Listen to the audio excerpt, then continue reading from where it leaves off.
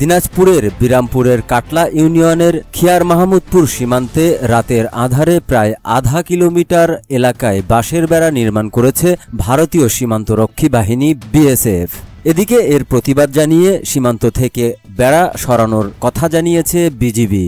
সোমবার মধ্যরাতে জয়পুরহাট ২০ বিজিবি ব্যাটালিয়নের আওতাধীন বিরামপুর সীমান্তের ২৯১ মেইন পিলার ২৯ নং সাব পিলার এলাকা থেকে ১০ গজ দূরে বিএসএফ বাঁশ দিয়ে বেড়া নির্মাণ করে। এদিকে এই ঘটনায় সীমান্তে সোমবার বিকাল ৫টা নাগাদ দুই বাহিনীর মধ্যে কোম্পানি কমান্ডার পর্যায়ে পতাকা বৈঠক অনুষ্ঠিত হওয়ার কথা রয়েছে বলে জানিয়েছে বিজিবি। উপজেলার কাটলা ইউনিয়নের ৯ নং ওয়ার্ড সদস্য সাংবাদিকদের বলেন, সীমান্তের খেয়ার মাহমুদপুর গ্রামে রাতের অন্ধকারে বিএসএফ সদস্যরা আমাদের জমিতে বেড়া দিয়েছে বলে শুনেছি। সারা রাত ধরে সীমান্তে তারা বেড়া দিল, কিন্তু তাদেরকে কোনো বাধা দেওয়া হয়নি।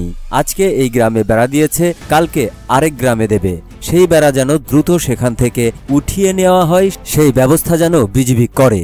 জয়পুরহাট ২০ বিজিবি ব্যাটালিয়নের অধিনায়ক লেফটেন্যান্ট কর্নেল আরিফুদ্দৌলা বিষয়টি নিশ্চিত করে বলেন, সীমান্তের ভারতীয় অংশের কৃষকরা তাদের জমির ধান রক্ষায় রাতের আধারে বাঁশের বেড়া নির্মাণ করেছে। এটি উঠিয়ে ফেলার ব্যবস্থা করছি, সেই প্রক্রিয়া চলমান রয়েছে।